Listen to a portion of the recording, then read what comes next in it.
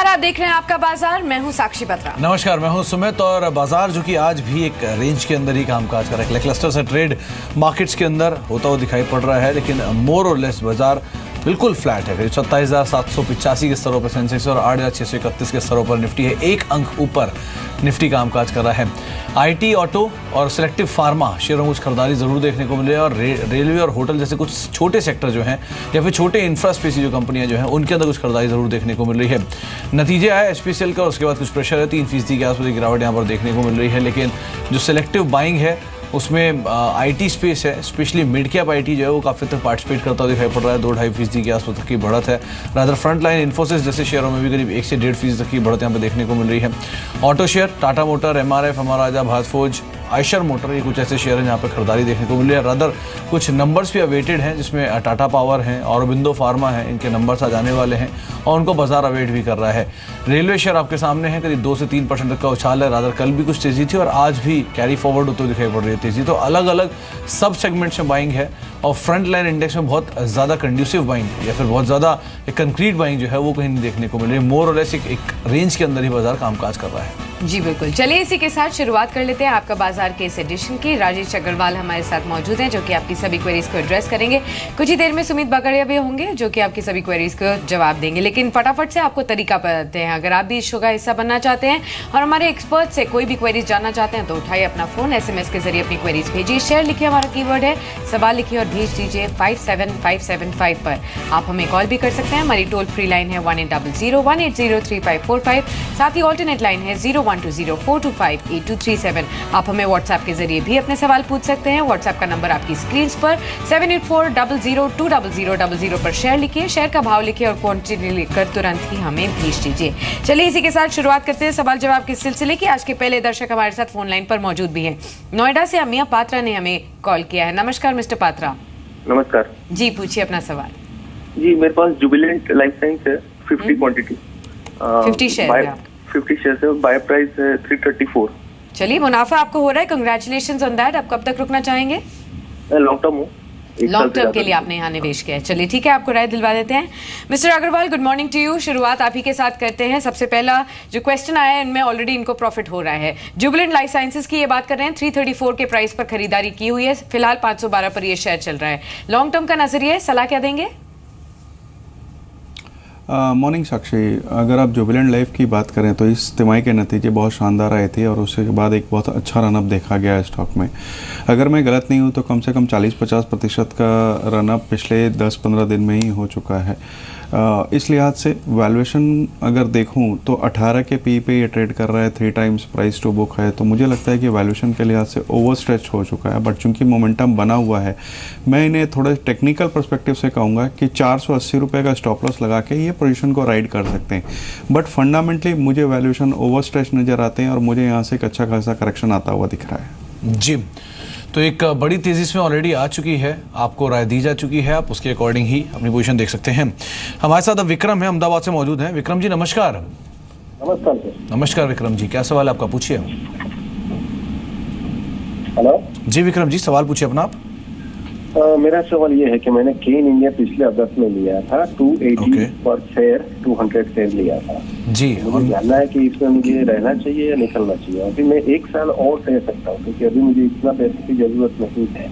Okay Rajesh, सवाल केन India पर है। 280 रुपये के भाव पर खरीदारी है, 200 शेयर हैं। क्रूड के अंदर कुछ स्पर्ट आया है तो उसको भी फायदा होता हुआ दिखाई पड़ेगा। आप क्या राय रखते हैं केन इंडिया को लेकर? बिल्कुल सही कहा सुमित, पूरी तरीके से क्रूड पर डिपेंडेंट ये कंपनी है और जब तक क्रूड 50-55 के डॉलर के ऊपर नहीं निकलता है मुझे नहीं लगता कि कोई बहुत बड़ी तेज़ी की इसमें उम्मीद की जा सकती है।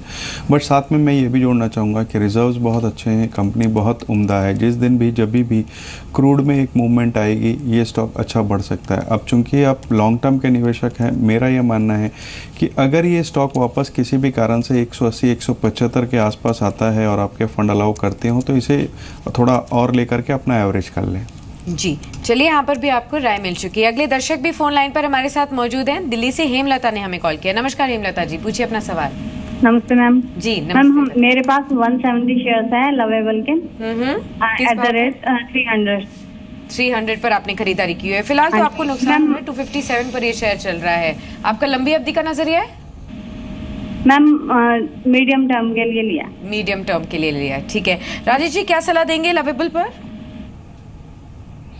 साक्षी, इनफैक्ट हमारा इस कंपनी पे बाय रेटिंग है और हमने आपके शो में भी कई बार इसकी चर्चा करी है और मुझे लगता है कि इन स्तरों पे इसमें खरीदारी करनी चाहिए, क्योंकि अगर आप देखें तो जिस सेगमेंट में ये काम कर रही है वुमेंस गारमेंट में, तो वो अपने आप में एक नीश सेगमेंट है जो कि दूसरे peer group company male centric है। और दूसरे अगर आप देखें तो वैल्यूएशन के लिहाज से जहाँ दूसरी कंपनियां के जो वैल्यूएशन है उससे कभी आधे चौथाई वैल्यूएशन पे ये काम कर रही है। यहाँ एक अच्छा स्कोप बचता है बनिस्पत कि आपका नज़रिया लंबा हो, आप 1.5 साल का नज़रिया रखें। मुझे पूरी उम्मीद है कि मौजूदा स्तर से 20-25% की बढ़त बिल्कुल हो सकती है। जी, तो 20-25% तक का अपसाइड इसमें खुल सकता है। आपके लिए राय यही कि आप इसमें बने रह सकती हैं, अभी भी तेज़ी देखने को मिल सकती है, बहुत ज़्यादा गिरावट है नहीं आपकी खरीदारी से, तो आप बनी रहें, ये राय है आपके लिए। दिलीप है थाने से मौजूद हैं। दिलीप जी नमस्कार। दिलीप आप सुन पा रहे हैं? हेलो जी दिलीप, हाँ पा रहा हूँ। पूछे अपना सवाल। हेलो पूछे दिलीप। हाँ मेरे पास 5,000 शेयर एनटीपीसी हैं। किस भाव? मैं होल्ड कर दूं या सेल कर दूं? किस भाव पे खरीदारी आपकी? हाँ 155 है। ओके राजेश, सवाल एनटीपीसी पर है। करीब 155 रुपए के भाव पे खरीदारी है, 5,000 शेयर हैं। खरीदारी से 7 रुपये ऊपर कामकाज कर रहा है और कल नंबर्स भी आए हैं, नंबर्स मोरलेस अनुमान के मुताबिक ही देखने को मिले थे। आप क्या राय रखते हैं एनटीपीसी पर? देखिए, लंबी अवधि की बात करूँ तो मुझे स्टॉक 180-185 रुपये तक जाता दिखता है, बट चूंकि बहुत शॉर्ट टर्म में जो ट्रिगर था नतीजों का वो भी ओवर हो चुका है, तो अब मुझे लगता है कि यहाँ पर ये कंसोलिडेट करेगा 165 और 160 के बीच में। अगर इनके समय अवधि की कोई पाबंदी नहीं हो तो ये बिल्कुल बने रहे, अंततः 165-167 के आसपास मुनाफा वसूल कर लें और वापस नीचे आए तो रे एंटर कर लें। जी चलिए, एनटीपीसी पर भी आपको राय मिल चुकी है। अगले दर्शक से भी बातचीत कर लेते हैं। हमारे पास एक सवाल एसएमएस के जरिए आया, वो ले लेते हैं। पहले सूरत से मोन्टू का ये सवाल है, विनाइल केमिकल्स पर जानना चाहते हैं। 150 शेयर्स हैं इनके पास, 71 के भाव पर इन्होंने निवेश किया हुआ है। राजेश, करंटली विनाइल केमिकल्स आपको कैसा लगता है? 64 पर चल रहा है, कुछ नुकसान इनको जरूर है, लेकिन मीडियम टू लॉन्ग टर्म के नजरिए से देखिए, अगर नंबर्स पर नजर डालें तो नंबर्स ठीक ठाक आए थे। पेंट, टेक्सटाइल ऐसी कंपनियों को, ऐसे सेक्टर को ये कंपनी केटर करती है। हमारा अनुमान है कि FY17 की जो अर्निंग आएगी वो 8 रुपये के आसपास आएगी। अगर 10 का भी पी देता हूँ तो 80 रुपये का टारगेट आता है साल भर में। तो आप बने रहें, साल भर में आपको ये टारगेट अचीव होते हुए नजर आएंगे। तो आपके लिए राय है कि आप बने रहें और एक साल भर में लक्ष्य अचीव हो सकते हैं जो लक्ष्य आपको दिए गए हैं। और अहम चीज़ ये भी, कंपनी की पिछली तिमाही के नंबर्स अच्छे थे, कैश साउंड है, वैल्यू अच्छी है, इसलिए आज से भी आपको बने रहने की राय दी जा रही है। जिगर का एक सवाल लेते हैं। जिगर मौजूद है हमारे साथ अहमदाबाद से। जिगर जी नमस्कार। नमस्कार सर। नमस्कार जिगर जी, क्या सवाल आपका, पूछिए। मेरे पास अशोक लेलैंड के 600 शेयर है 97 के। ओके, और टाइम फ्रेम क्या रखते हैं आप इसमें? कैसे? कितने समय के लिए आप निवेशित हैं? नहीं, लॉन्ग टर्म के लिए, 3 से 4 साल के। लंबी अवधि के लिए। राजेश, सवाल अशोक लेलैंड पर है। 97 रुपये के भाव पे खरीदारी है, 600 शेयर हैं, करीब 87 रुपये का मौजूदा स्तर है। 10 रुपये नहीं खरीदारी से नीचे शेयर कामकाज कर रहा है। आप क्या राय रखते हैं? थोड़े अपर एंड भी नहीं खरीदारी जरूर है, कंपनी में कोई दिक्कत नहीं? बिल्कुल, मैं भी ये आपकी राय से पूरी तरीके से सहमत हूँ कि खरीदारी इनकी ऊंची हो गई है, बट कंपनी का कामकाज बहुत ही उम्दा चल रहा है। महीने दर महीने नंबर अच्छे आ रहे हैं। पिछले दिनों इन्हें बसेस का एक बड़ा ऑर्डर मिला है। आने वाले दिनों में भी, जैसे हम इकोनॉमी की बात कर रहे हैं सुधार की, तो MCV, LCV सेगमेंट में भी बहुत अच्छी बढ़त की उम्मीद है। बिल्कुल बने रहें स्टॉक में। जी, होल्ड करने की सलाह दी गई है और मीडियम टू लॉन्ग टर्म के नजरिए से भी स्ट्रॉन्ग अपसाइड यहाँ पर देखी जा सकती है।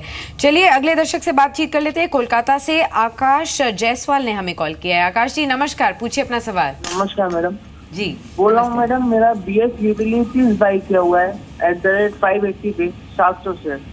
ठीक है, फिलहाल तो आपको प्रॉफिट हो रहा है और आपका लंबी अवधि का नजरिया है? हाँ मैडम, लंबी अवधि। चलिए ठीक है, अच्छी बात है। आप लंबी अवधि के लिए निवेशक हैं राजेश जी, और इन्होंने निवेश किया है BF यूटिलिटीज में। 1000 शेयर्स हैं, 581 के भाव पर। सलाह क्या होगी? साक्षी, इस कंपनी के साथ प्रॉब्लम ये है कि इनकी जो सब्सिडरी नाइस का जो प्रॉब्लम है वो अदालत में अटका हुआ था। पिछले दिनों ऐसी खबरें आई कि देवेगौड़ा साहब जो आंदोलन कर रहे थे उन्होंने अपना आंदोलन वापस ले लिया और उसके बाद बढ़त देखी गई है। अगर कोर्ट से ये फैसला क्लियर हो जाता है तो यहाँ से बहुत अच्छी बढ़त होगी। ये सारा दारोमदार कोर्ट के फैसले पर डिपेंडेंट है। तो अब एक लंबी अवधि का नज़रिया रखना पड़ेगा, तो आप बने रहें। अंततः मैं समझता हूँ कि 600 रुपये के आसपास एक बार निकल जाएँ और दोबारा कहीं गिरावट आती है तो रेंटर कर लें। जी चलिए, बीएफ यूटिलिटीज पर आपको राय भी मिल चुकी है। आपको एक मैनेजमेंट की राय सुनवा देते हैं। Rahul Chaudhary CEO Tata Power SED से हमने बातचीत करी थी और उनका मानना है कि कंपनी के पहले ही कई टाई-अप्स ऑलरेडी कर चुकी है और कंपनी मार्च 2017 तक बीएमएस के नए फेज में भी जाएगी। साथ ही उनका ये भी कहना है कि कंपनी सोनार रडार के ऑर्डर्स के लिए भी पूरी तरीके से तैयार है। राहुल चौधरी से एक्सक्लूसिव बातचीत की हमारे संवाददाता अनुराग शाह ने। सरकार ने जो डिफेंस सेक्टर में एफडीआई के दरवाजे खोले हैं, तो उससे आपकी कंपनी को कितना फ़ायदा हुआ है और क्या इसके बाद आपने कुछ और कंपनियों के साथ करार किए हैं?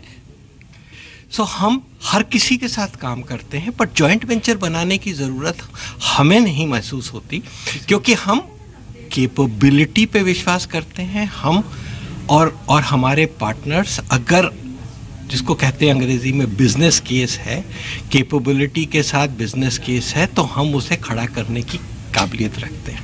सर, अभी पहले जो आपकी कंपनी को जो ऑर्डर मिले थे बीएमएस बैटल मैनेजमेंट सिस्टम के, उसके बाद जो सोनार के लिए भी मिले थे, तो उसकी क्या स्थिति है, किस तरह का देख रहे हैं? सोनार का तो ऑर्डर अभी तक मिला नहीं है, अभी L1 हुए हैं एक हफ्ता पहले ही, और बीएमएस का अभी प्रोडक्ट अभी जो है वो मेक प्रोग्राम था, तो उसका नेक्स्ट लेवल पे जाने के लिए, जिसको कहते हैं पीएसओ फेस, उसकी तरफ हम अग्रसर हैं। होपफुली वो बाय मार्च इस फाइनेंशियल ईयर में वो नेक्स्ट फेज़ में चला जाएगा।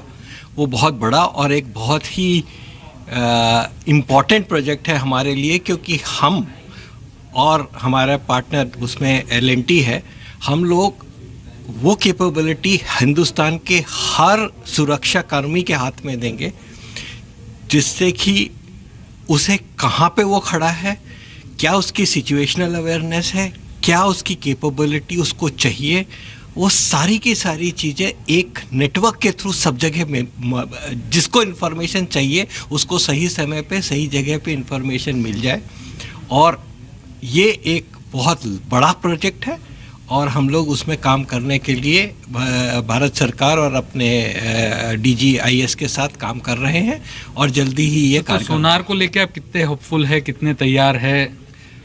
सोनार का तो बाय एंड मेक इंडियन का प्रोजेक्ट है। हमको ऑर्डर मिलने के 1 साल के भीतर 2 सोनार देने हैं और उसके बाद जो है हर साल में कोई 6 सोनार देने हैं। उसके लिए हम पूरी तरह सक्षम और तैयार हैं।